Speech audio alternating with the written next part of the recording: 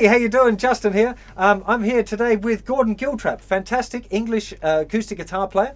A couple of hits under his belt and all. And so I just thought, seeing as we wanted to have a jam and hang out a bit anyway, that we'd do a little video for you guys. So Gordon, how did you get started on the guitar? It goes back to when I was about 9 years old, Justin. I was given a plastic ukulele with a picture of Elvis Presley on the headstock. Awesome. And I found out recently, actually, my friend Ray Burley, I'm in this quartet with Ray Burley, who's a great classical player, and John Etheridge and Clive Carroll. We've got called 4-Parts Guitar. But I was chatting with Ray the other day, and I said, well, I started out on this little plastic. He said, you didn't have one of those? I said, yeah. And he started out the same time as me, about the same age, on this plastic thing. And he had a clamp that went on the fingerboard, and you pressed the buttons and it kind of found the chords. Oh, wow. I never could figure that out. But that was my first introduction to a stringed instrument. And then I got my first guitar when I was 12, which was basically an archtop jazz guitar, which had an action that high, you know what they were like. And then I was exposed to the music of the day, which at that time would be skiffle. And the big thing for me was Hank Marvin, and as it was for thousands of guitar players during that time. You know, Hank was the first British guitar hero, so I was into the shadows big time. And I wanted to be able to play the guitar like Hank, and one day own one of those red electric guitars that I never did in the end. And I used to even try and sing and get my hair just like this. And all these years on, viewers, can't you see the resemblance? Hey. So that's how it started. And were you getting lessons, or were you learning from books? Or totally self-taught. This is pre-internet. Totally, yeah, totally. So everything I've ever learnt has been self-taught, and that's not a bad thing. Although, of course, I eventually learnt to play the guitar incorrectly. I'm actually using one of your picks today, by the way. It's just exactly the same thing. Great sounding pick. But I started out as a plectrum player when I got into playing acoustic guitar. And I figured out, well, how do I play two notes at the same time? I thought, well, I'll bring in another finger to do that. So I used my little finger, and that's the way my style has remained. It hasn't changed.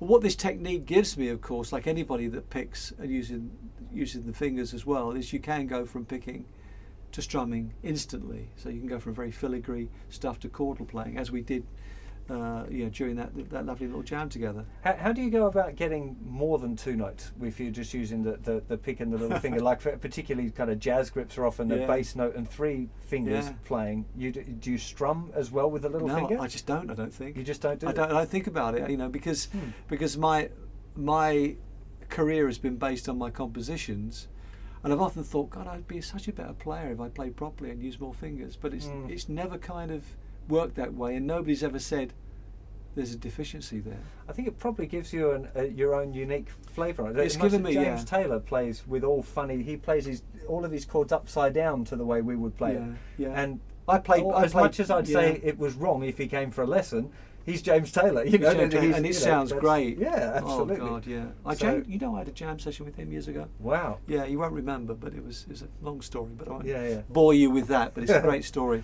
But yeah, I suppose the bottom line is that if it sounds right, it is right. Yeah. You know, and if it works, and there have been times I even went for classical lessons for a short time, and I thought, this is crazy, because you know, this is my sound. It's, you know, by sheer accident I've created the Gordon Giltrap sound. You know, people hear me and they go, oh, can tell it's you straight away. It's that sound. It's an approach to playing and the little riffs, and because of the deficiency in the left hand, I do a lot of hammering on and pulling off with with the right hand. I should do a lot with the left hand, obviously. You know, so that kind of makes up for that.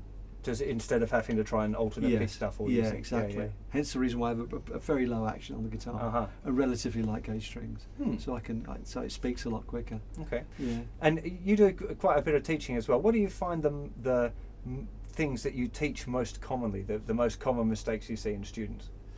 The most common mistakes? Well, they're probably not really mistakes. I think that what I try to do is instill in them their own sound, you know, and get them to be creative. It's all very well, I mean, a lot of people who come to me are aware of my material and that's what I teach. But then they go, well, I was trying this the other day and actually I got this thing going and I wrote something with it. And I go, that's great, that's what it's all about. It's not learning to play parrot fashion, it's learning to put your own personality onto the piece that you're playing, you know. And I'm sure it's the same with you, Justin, with your vast repertoire. You may be covering other people's material, but it's still going to come out sounding like Justin because you're going to put your personality. It's down to interpretation. And what I try to do with my students is to inspire them, you know. Of course, the reverse side of the coin occasionally happens. I do gigs, people come and say, oh, I'm going to go home and burn my guitar. I said, no, you won't. You won't go, you know, oh, I'll never be that good. I said, well, it's not a competition. It's not a competition. It's not the Olympics. It's not the Olympics. The important thing is, why did we take up playing the guitar in the first place? It's because we loved it. It's for the sheer joy of playing the instrument. And that's still what it should be. You know, all the while you're retaining the love and the joy of playing, then you'll carry on. You'll move forward with your playing. I've felt like that before. I've worked with some of the greatest musicians on the planet. I've worked with Martin Taylor. I've worked with Albert Lee. And you sort of think, I'm never going to be able to do that. I don't think I'm going to bother picking up the guitar again. But they can't do what I do, you see. That's a great thing about the guitar that I find, and I've had the great pleasure and the privilege of knowing a lot of famous players. Some of them have been acquaintances, people like Brian May, Albert Lee, Tony Iommi, Martin Taylor. And they don't do what I do, and I don't do what they do. It's a complete sharing thing. And you know, some of the greatest players I've ever met have been the most humble, self-effacing people, because we all know that we're never going to get where we really want to get, and it's that journey of discovery and struggle, let's be honest, that keeps us going, you know, and that is a great leveler. And I put on my website, and it's not a thing to say, oh, how great I am, but respect for your playing ability. You can't buy that. Nobody's going to give you £1,000 and say, okay, you suddenly got respect.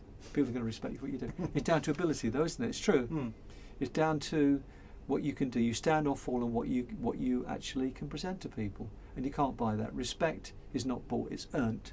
It's earned through years and years of doing it, and it can be a pain at times, and it's an incredible form of servitude. And every guitar player that we've seen and admired, you just have to remember that those guitar players spent hours and hours and hours on their own with this instrument, you know, working out what they do and struggling with it. And sometimes, I think it's little successes, isn't it, with what we do? It's little sound bites of success that keep us going. Go, actually, that sounds good. That makes me feel good when I play that. When I was jamming with you, it made me feel good, you know, to actually bring the dynamics down, let you come through, because instinctively I think people have been playing for a long time, as we both have, me longer than you because I'm an old fart, you instinctively know what's right. You should do anyway. And it's not down to how fast you play, it's playing the right notes. Some of the greatest guitar players that I've been inspired by, people like Peter Green, who play 3 notes and they're just the right 3 notes. It's the sound and the tone and the touch, and it's what they bring to their music and what we can bring to our music. Absolutely. Well, there's some beautiful pearls of wisdom in there. Well, it's all common sense. It's just really kind of learned on the anvil of experience and doing it and being around people that are better than I am. You know, players are far superior to me, but that's the challenge I put myself through. Sometimes I think, why do I do this? Why am I putting myself through this? But to play with great players inspire you. You say, well, that's incredible. How do they do that? Sometimes it's frightening, and sometimes it's intimidating.